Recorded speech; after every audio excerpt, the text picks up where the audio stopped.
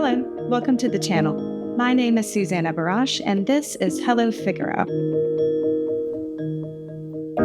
This episode is a musical journey through the cosmos as we explore the Cosmic Rhapsody, music to the accompanying animated film, streaming the 2nd of May 2025 on Decca Classics and major streaming platforms. Premiering in London the 5th of May 2025 at Barbican Hall with pianist Jean-Yves Thibaudet, the Royal Philharmonic Orchestra, and conducted by Robert Ziegler. Cosmic Rhapsody follows humanity and AI on a journey beyond Earth and in search of solutions to our planet's environmental and societal challenges. It inspires hope for a future where science, innovation, and human resilience come together to build a better world.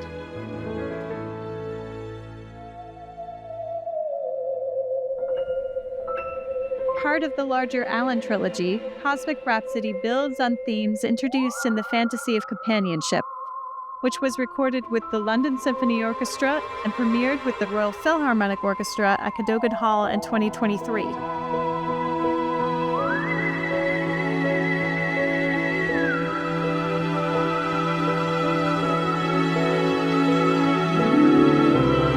The trilogy has won thousands of awards across the US and internationally, including at the British Short Film Awards, the annual Cannes World Film Festival, New York International Film Awards, and the Los Angeles Film Awards. Mother-daughter co-creators, lyricists, and physician-scientists, Drs. Susan Lim and Christina Teenstan, join me as we take a deep dive into the music of their new animated film. Dr. Susan Lim is an accomplished surgeon, the first in Singapore and the second woman in the world to perform a successful liver transplant. Dr. Lim was an early pioneer in robotic surgery and is a sought-after speaker on stem cell technology.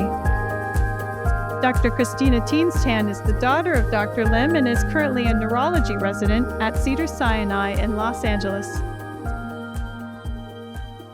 Susan and Christina, thank you for joining me on the show. I understand you have a pretty interesting composition you've co-created. Can you tell me a little bit more about it? So we're really delighted to be on your show, Susanna, and we're talking about the Cosmic Rhapsody. And the Cosmic Rhapsody is the second installment of the Alan trilogy. And Christina and I, we started the Alan trilogy back in, when was it? 2014.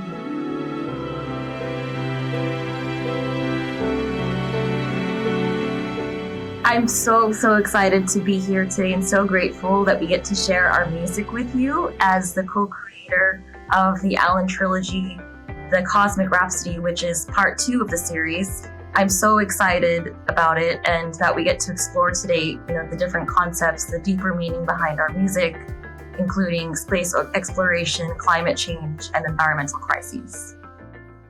And what the purpose of the Alan trilogy is to communicate the big questions of our time. So Alan 1 tackles loneliness.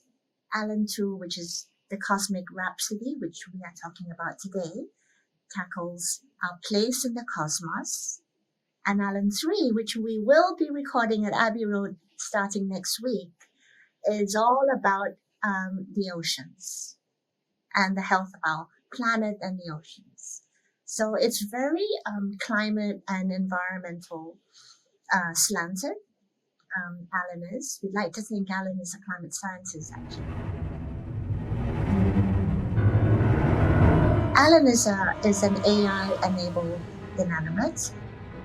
We believe going forward in the future, it is a partnership of human and AI that will tackle big questions of our time. Our continent is burning, wildfires have erupted and overrun our... What's happened to my view of the Bay Bridge? Alanaut, you are a go for launch. They call me Alanaut. 10, 9, 8, 7. Christina, tell me, is Alan orbiting the galaxy? Yes, very much so. Why? Because I may have found a solution to rescue our planet. So it's a partnership of human and AI headed out to space in Cosmic Rhapsody to find solutions that may save planet Earth. I will join you, Alanon. Stand by. It is very personal. And in fact, this year marks the 5th anniversary. And Christina and I have, in fact, just returned from where it all started. And it was March of 2020. And we were skiing in Courchevel. And then I received a call from Deepak, my husband, saying that I have to come back immediately. And Christina, by that time, had returned to school. And I said, oh no, I'm not coming back. I'm really having a good time here. And he said, you come back like today. And the long and short of it was the pandemic had just broken out. The borders were fast closing. And the next day, the entire resort shut down. It was devastating because in the days ensuing, people started to become very ill. And in the months ensuing, people lost their lives. And there was isolation and there was desolation. And it seemed like suddenly we were vulnerable and the planet had become fragile. And unfortunately, at that time, amid all of this terrible, terrible sickness that was going around, right in the heart of San Francisco, we had the wildfires. And that wildfire had kind of engulfed so much of California, especially near where I was in the Bay Area. And I just recall, it's still kind of ingrained in my memory, this blood orange sky, which came after the fires, and just the air quality that had, deteriorated and you couldn't even go outdoors was just unimaginable. And fast forward 5 years from now, it seems like, things are happening once again with the LA fires and the devastation that it's caused to the communities in LA, the Altadena community, as well as, other communities in that area. But then, in that same year, what seemed to be like so much doom and gloom, something incredible happened. NASA astronauts returned to space on a historic mission after nearly a decade and on a commercial spacecraft. Now, to us, it was like, oh, here's this ray of hope. And, they were headed out to space. And I felt, yes, maybe there are solutions in the cosmos. And so we quickly wrote lyrics to a song, Is Anybody Out There? Because we didn't know what to expect. And very quickly we asked Joy Brewer to pen some music, to write some music to our lyrics, and Samudra to do some very simple animation. And the reason for the speed and the haste was because we then wanted to launch our song, Is Anybody Out There? On an animated tweet. And we launched it timed with Crew Dragon, with SpaceX's Crew Dragon's liftoff, May 30th, 2020. And at that moment, the two of us felt that yes, the Allen team is on a mission to space. And, perhaps we might find something out there that might help save planet Earth. And so that was the birth of the Cosmic Rhapsody. Of course, it was then from song to symphony. And Manu Martin rose to the challenge. And amid the pandemic and his own personal health crisis, he composed the Cosmic Rhapsody. And in the autumn of 2021, when travel restrictions had eased, I remember Manu excitedly traveling to Paris, score in hand, to share our music with the renowned pianist Jean-Yves Thibaudet. And, that same evening when we all connected on FaceTime, I realized that we did have liftoff. But we got this request and I was just intrigued. I said, this is really interesting. What kind of movie? And we asked all kind of questions and what is it about and what is the music? And then I read the story and I said, that's just so cute. It's such a wonderful project. And I just loved it. And the more I've been digging into the music and the story and the project, the more excited, fascinated, and it's just been fun. It's just such a great, fun project, and it's so different for me, and this is what I love. We all met November 2021 at Abbey Road, and it was a very emotional reunion because as the Abbey Road canteen operator said to me, Susan Kerr, she said, "We haven't seen the London Voices for a year, and we're so happy that you've brought back music." And it was emotional. All of us came together, and then the Cosmic Rhapsody was born. And what we're so excited about is on the 5th of May at the Barbican, the same talented musicians and more are going to take to the stage, and they're going to perform the music. We like to think it's a music born from the ashes.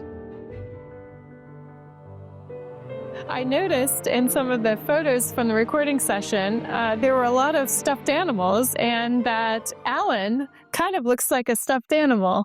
Tell me more about the stuffed animals. How we wanted to portray AI was not as a cold, unfriendly robot, because robots are really not people's best friends, particularly as they're seen as taking jobs and all that. Can be quite scary.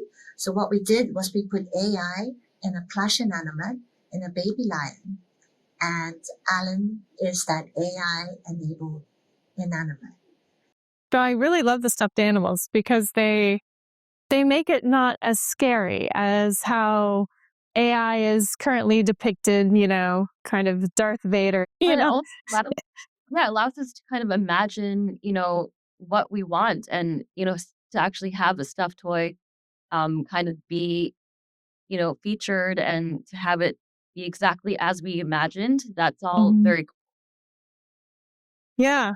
And I bet it really helps people integrate it mentally and not be so afraid of technology. No, but the deeper meaning behind that is, personally, I feel that with commercial space travel, with increasing numbers of humans heading up to space, that we will leave bits of our genetic code behind.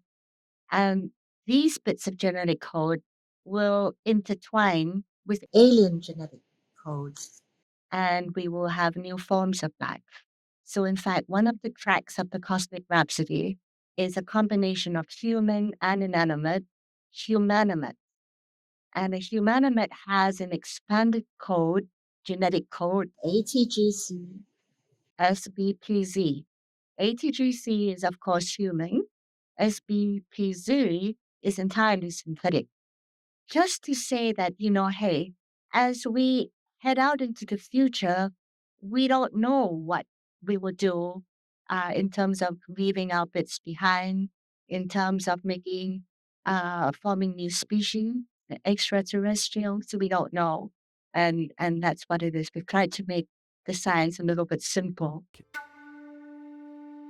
There is so much technology, so much science that is injected into the Cosmic Rhapsody, and indeed it has to be. So we have to have digital teleportation, because we have entered a new age of synthetic biology, and now we can digitize all of our genetic codes.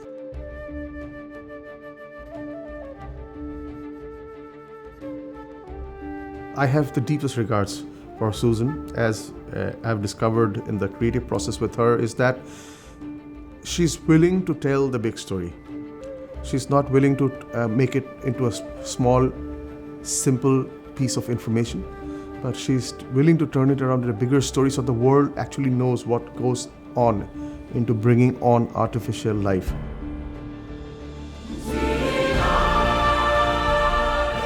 Who is the ideal audience for this trilogy? I think really all everyone from Yes. every background, Yes. demographic, age. Yes. I think, we even do well with children. I like to think that our concepts, these complex scientific concepts of the science and teleportation, it's more easily digestible through our music. And so Different entry levels. So some may be tuned into an orchestral version, as in the Cosmic Rhapsody, where we have the Royal Philharmonic alongside our world-renowned Jean-Yves Thibaudet. And some people might want to access the Cosmic Rhapsody through a more accessible pop album. And we do have a pop album of 17 songs. And then we have an animated film. Teen, do you want to say something about that pop album? Oh, the pop album is just really, really incredible. And I'm one of the lyricists to many of the songs on the album. Overall, the pop album is just so fun. I think that it allows the audience to kind of relate to more complex scientific topics that otherwise wouldn't be as accessible. Exactly. And it's done that through music. How did you all meet? How did the rest of the team all come together? So we have a core Allen team, and the core Allen team is Christina and myself, the 4 composers that we've mentioned, and then we have musicians. We also have our director of animation, who is a brilliant artist, and he has drawn all of this artwork, and plus the animation feature film that is to come. His name is Samudra Kajal Saikia, and he is from the east of India, from Assam. So Christina and I are co-creators, and we came together, I think, for this project in 2014, thereabouts, when Christina first entered school at UC Berkeley. And the story grew from there. As scientists, are you also musicians or artists in your own rights? As for me, how I started is, well, it actually applies to both of us. So as academic doctors, we do a lot of writing. And at least in my career, outside of the scientific writing, because scientific writing is very rigid, you cannot afford to stray beyond the confines. But I love to imagine. So in my spare time, I would write fiction. Yeah, very similar for me. I think, as it relates to my creative side, obviously I am a doctor, but I've always loved creative storytelling. And that's something that I'd studied actually in UC Berkeley when I was an undergrad, alongside biology as well as my pre-medical classes. I guess to me, creative storytelling and creating lyrics is basically all about telling a story through music.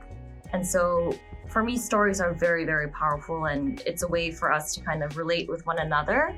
And it allows us to kind of share our experiences, our feelings with, across generations, across cultures. And stories, evoke emotion. They make us laugh, they make us cry. They allow us to kind of reflect on our lives. And so that's something that I've always had a passion for. So we tell the story, Christina and I, through lyrics. So we don't actually write a book, well, not yet at least, but we write lyrics to 17 songs. These songs get recorded, and then an orchestral version gets the inspiration from each of the 17 songs in an orchestral version, and that's when Manu Martin, the composer, comes in. He orchestrates each of the songs, which have their own composers, and Christina will go into that later, and that strings along to form the soundtrack. With each of the times that we are at Abbey Road recording music, our director of animation, Samudra, sits in, so he gets inspired by the music. He understands what's going on, and he starts drawing the animation on the set. And, yeah. So it's quite a process, and it's you think about it starting with always with a narrative, with a story, what we want to convey and share with the audience, and then taking that story and creating songs out of it. And we usually start song creation by starting with thinking about the lyrics that we want to convey. Sure. And once we create the lyrics, then we have our composers put music onto it, and so then it becomes a pop song. And from that pop song, we then reimagine it in an orchestral format, and so that becomes our larger pieces that make up the symphony. That's really amazing that you guys not only have the mental capacity after your day to come up with all this, but you have the time. This really must be a passion project for you guys. It is. It's very much so. We feel very proud to join the ranks of what we consider environmental artists. How the team came together was purely organic. The very first song that we wrote, the Alan song, Christina and I had penned the lyrics, and Joy Barua had created the melody. And then my husband, who is also the executive producer of the entire Alan trilogy, and I went up to Courchevel, where we've just come back down from to ski. And it was in the Courchevel bar, the Cheval Blanc, that we came across a violinist who now is our project manager and composer, Matthew Ahmad. And he was playing some brilliant violin. And I said to my husband, Deepak, do you think we might ask him to sing our Alan song? And so Deepak said, well, let me approach him. And the long and short is he sang the Alan song, he sang it beautifully. Next you know, it was my birthday, and Deepak says, let's record it at Abbey Road. And there we were. That was 2016 or 17. Our very first step into Abbey Road Studio 2. It was awe-inspiring because it was where the Beatles. And it's kind of the Alan song has really taken on a bigger role, and it's kind of the theme song of the Alan team. And then of course we have critical to the whole project 4 brilliant composers, and we have composers from 4 different continents, I believe. We have Joy Barua from India, from Mumbai in India. So I was always giving lectures, like TED lectures. So one of them was in Lavasa in India in quite a long time ago, 2016. And I was speaking in a forum alongside James Cameron and also Deepak Chopra. And my topic was about transplantation. And there I met Joy Barua, our Indian composer, because he was providing the entertainment. And I thought, wow, Joy sang beautifully. And I approached him and I said, look, I have lyrics. Christina and I have written lyrics. Christina at that time was in Berkeley. And so I said to Joy, would you compose some music? And that's how we met. It was just very organic. And then we have 2 French composers, Manu Martin, who is not only the composer but also the orchestrator, and a very brilliant composer at that. He's also a pianist, and he's just incredible. And then we have Matthew Ahmad, who is the project manager. He's a brilliant organizer. His compositions are more jazzy, they are a little bit more romantic. So we are able to tap on the different styles in order then to create the different ambiances that we want for our music.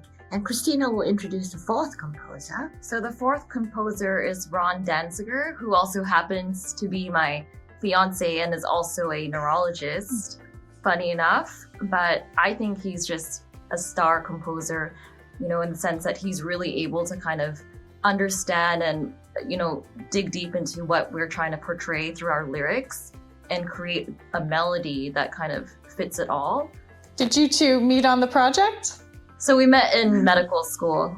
We've been together ever since, and we've kind of been able to create this partnership and teamwork through our music as well as through work. And so, we've been together for a while. Did I hear something about a proposal during the recording? Yeah, I'll say that one.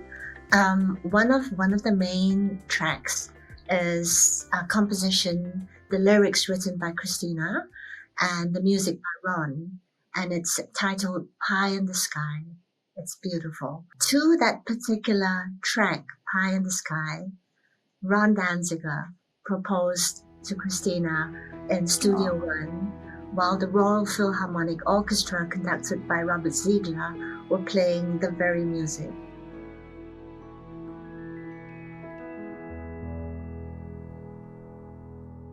Hi everyone, my name is Ron.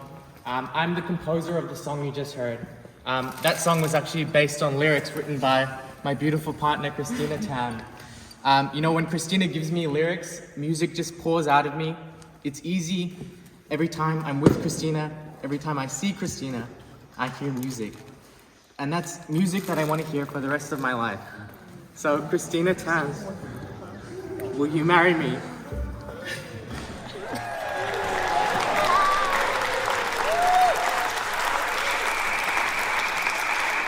It was such a romantic gesture and completely unexpected.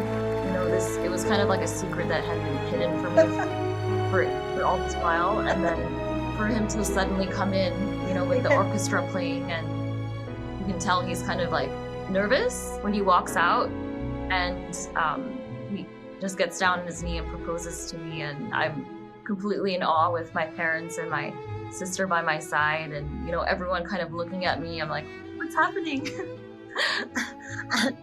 And there were 18 members of the orchestra surrounding this. Wow, what a proposal. Did you record that track the same day? Yes, it was. It was recorded that same day, yes. Oh, I bet that really infused it with a lot of energy to record. It's very exciting. My best wishes to you on the wedding. When is it? June 14th. Oh, coming up. Wow, more recording and a wedding? Yep. Wow, busy. And when do you finish your residency? So I finish on June 29th, and then I'm moving from California to Boston, so across the coast. And I'll be starting my neuroimmunology fellowship at Harvard, so it'll be... 2025 is a big year for you. Well, with Jean-Yves Thibaudet, what was your process like with conveying your musical vision?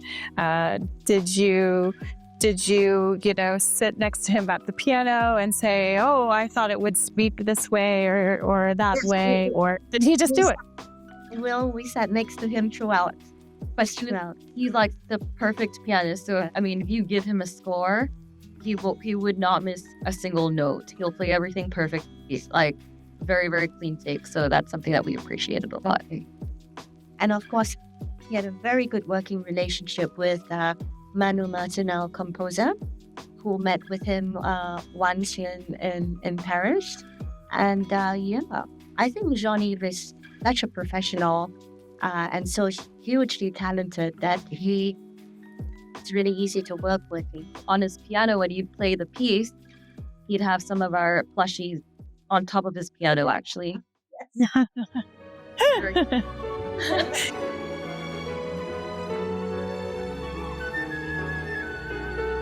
Do you consider it mostly film music, or do you think it kind of also stands on its own? Music for film, I would say. It really reminds me kind of John Williams' E.T., a little bit of like Star Wars sounding. Yeah. Well, I will have to say that Manu was an ardent fan of John Williams. Oh, who isn't? It's very, very lovely to listen to it. The piano has a very prominent role, obviously, in this piece. Sometimes it's kind of ambient. Sometimes it's accompaniment. Sometimes it's more soloistic. What role in the film does the piano typically have? Is there a character that's associated with it, or an emotion? Now that's a very good question. Definitely not a character. I think a series of emotions. And I feel that in the Cosmic Rhapsody, because Jean-Yves is open with the preamble and then the overture, he opens powerfully. And what he does in the very beginning, in the opening, is that she tells what happens in 2035. He brings us straight into the future, where there is the arrival of an expanded genetic code, a Humanomet, in a lab in the future, in 2035. And I feel that Johnny has really portrayed that well. He's played it powerfully in the overture, and then he's led into Humanomet. What's interesting about Humanomet is kind of we explore this area of synthetic DNA. And it kind of follows the journey of one of the scientists as he kind of creates the Humanomet, constructs the synthetic DNA, and then has his kind of aha moment as the kind of Humanomet is born. One of the sources of inspiration for that song was that, with humans, there is this kind of mortality where you feel that, your life will eventually come to an end. But with Humanomet, with the combination of human and inanimate, you kind of have this way of kind of extending yourself into space and thus expanding your life.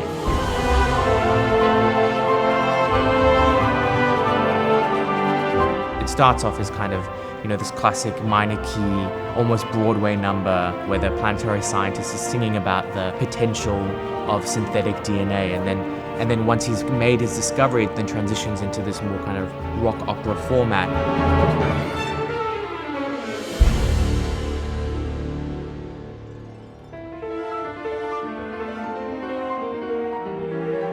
As I was reading your description of the different acts, how I was kind of hearing the piano was, it kind of looped around, almost like DNA code does. Is that kind of what you had in mind, or? And we're so happy that you say that, because that's exactly what we were hoping we would achieve. And in the film, the expanded genetic code arrives in a space lab in Northern California, and it comes into a hole it's an open space station, and the genetic code arrives twirling into a huge petri dish. And as it twirls, you hear the various parts of the song play, and you see the ATGC intertwined with the SBPZ. And at one stage, you even make out the face of the human.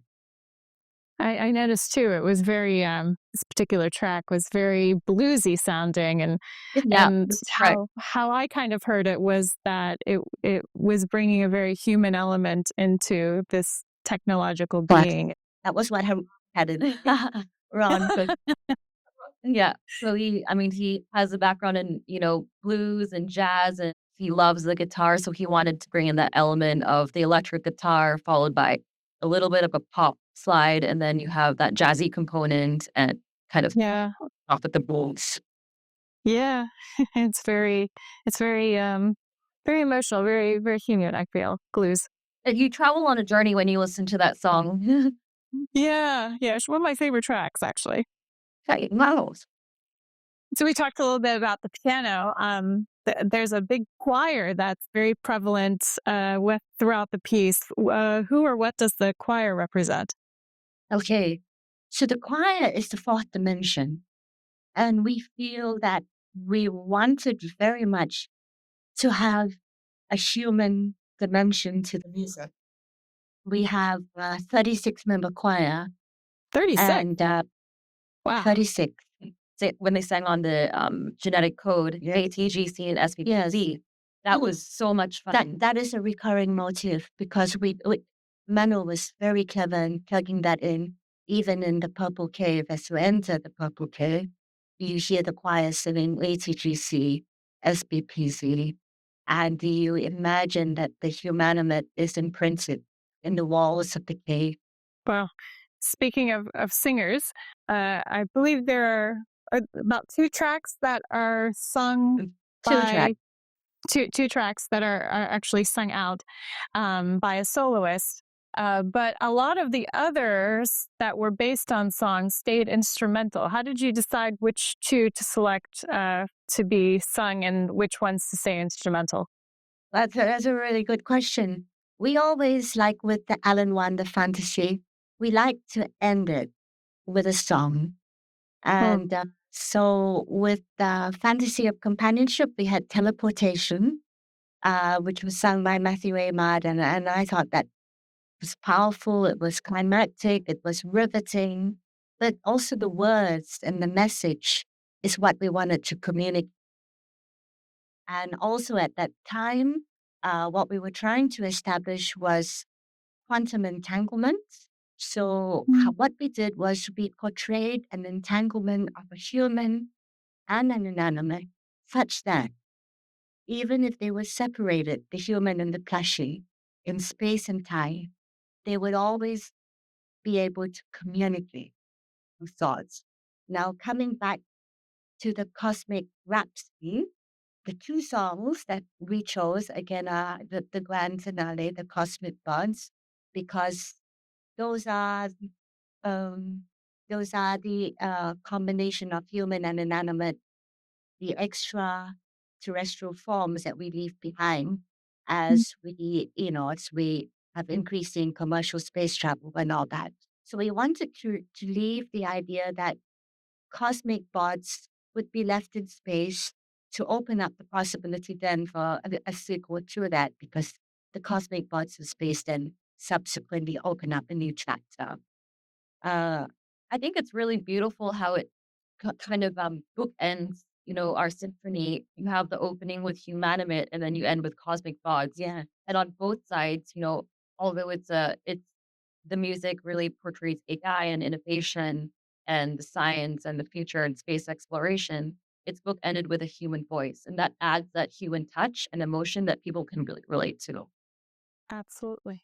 And the second song that we selected to highlight in terms of having lyrics and for it to be sung is Star Among the Cosmic Clouds. And this song is very profound. It symbolizes sacrifice for the betterment of the planet. It was composed by Joy Barua, the music, and Christina and I wrote the lyrics. And what happens is that Lavi, the inanimate purple Lavi, goes into space. She reunites with an orb, explodes, and gives forth purple cosmic dust that falls back to planet Earth, soaks up the CO2, and purifies the atmosphere. And she gets immortalized, a star among the cosmic clouds. Hello, I'm Joy Borwa, a musician, composer from India. A central memory to me while I was working on this is the song Star Among the Cosmic Clouds, which Killian Donnelly, the former Phantom of the Opera, had come and sung. And it's special because I had just lost my father. And when I was doing the song, and I was in my place in the northeast of India, in Assam, Jorhat, and I would sit down at his desk to do this song. And when he had passed away, when actually he was a star in the cosmos for me, And I would sit down at his desk where he'd worked on his life, and I would take my music there. So that song, very special to me. It all sounds technological until you meet the alpacas. They're meant to portray ancient wisdom.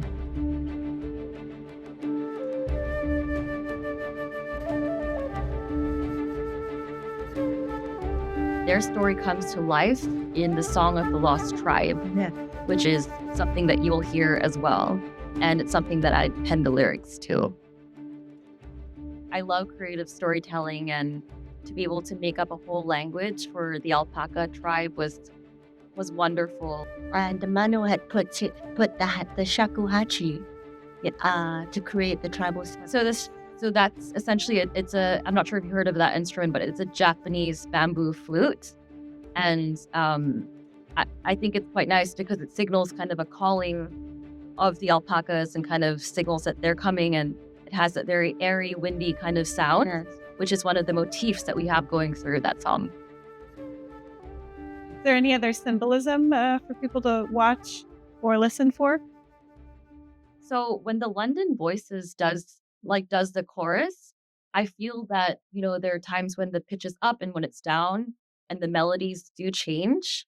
That kind of, for me at least, when we listen back to it, it kind of signifies like the changes in life and how the alpacas are such an Yeah, no, good, exactly it's like that. a It's a tribal yeah. rhythm, and how they're moving in the universe is their quest for harmony, and that's kind of like moving away from technology because I feel the Cosmic Rhapsody is not just technology in space, but it's also grounding. It's a little bit spiritual. It's introspective, and there is this quest for harmony in the universe. Well, we do have two other instruments, I think, that have added a lot of character to the Cosmic Rhapsody.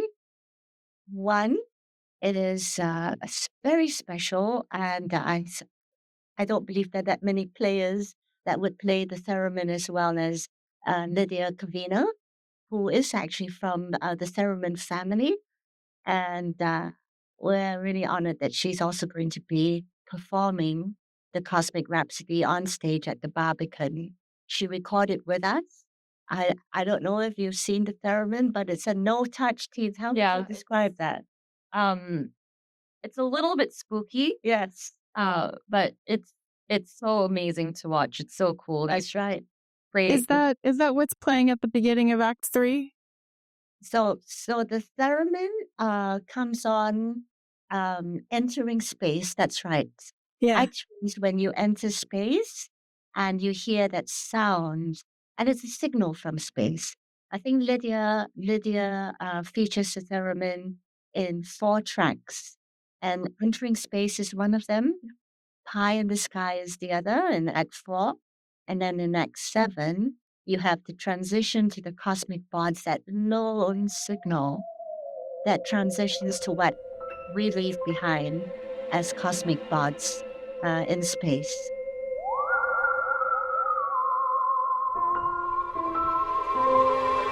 She's a recurring theme in terms of a signaling from space. And we have one other instrument, which is the duduk. And the duduk is the lone voice from space. Something that we might imagine is out there somewhere, perhaps larger than life, larger than ourselves. That voice calling out to us.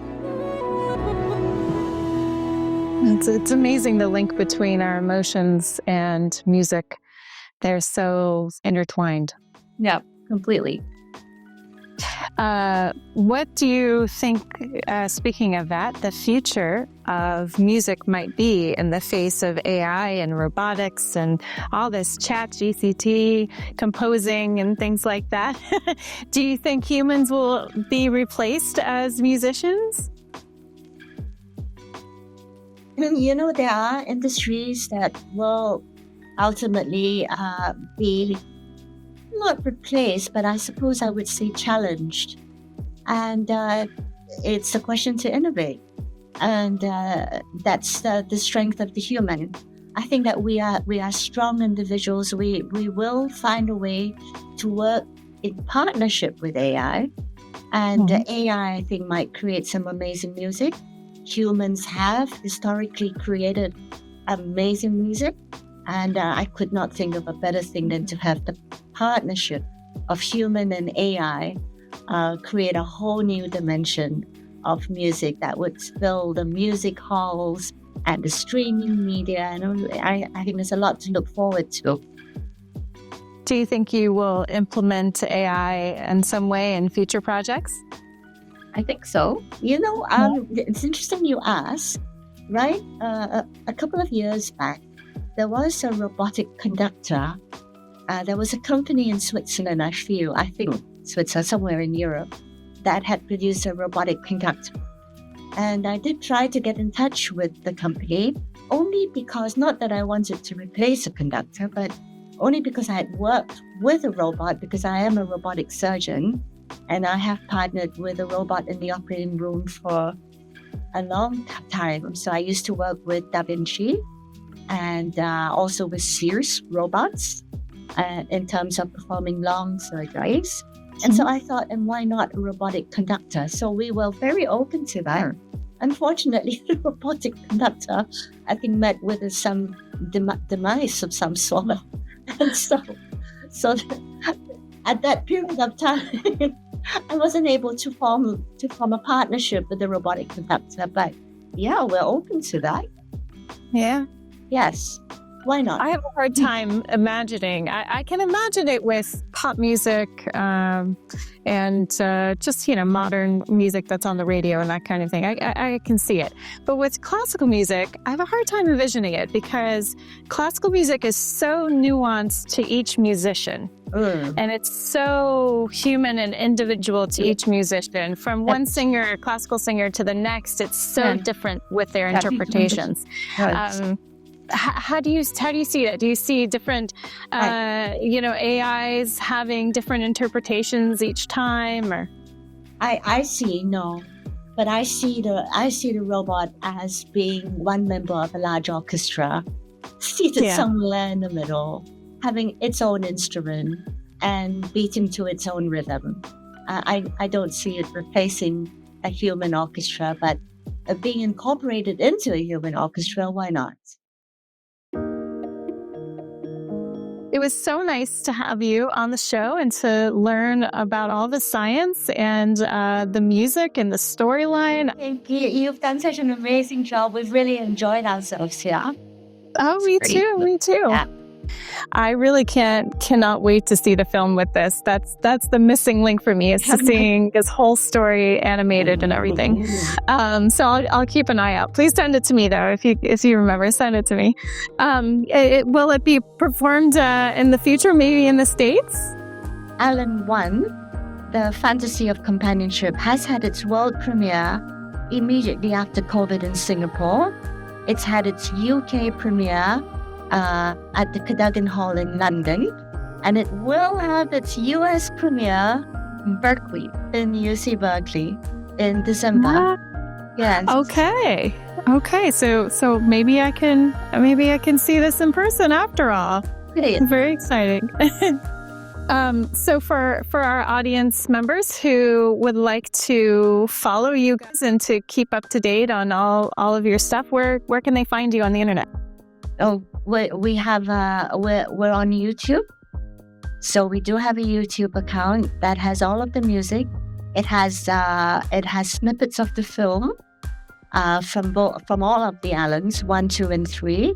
If you share that link, we'd be really happy. Yeah, I will put that in the description. Yes, also on Instagram at Cosmic Rap, COSMIC RHAP at Cosmic Rap.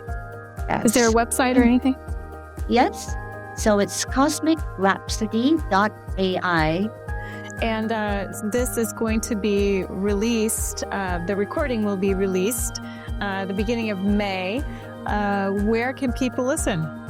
So on all streaming platforms. It will be released on Decca Classics, on all streaming platforms, Apple, Spotify, Amazon, YouTube Music, Deezer. Everywhere, yeah. Okay, amazing. Well, thank you guys again for coming on the show, and I look forward to seeing what you guys have in the future. Thank you so much. Thank you. We enjoyed ourselves, Suzanne. It's great chatting with you.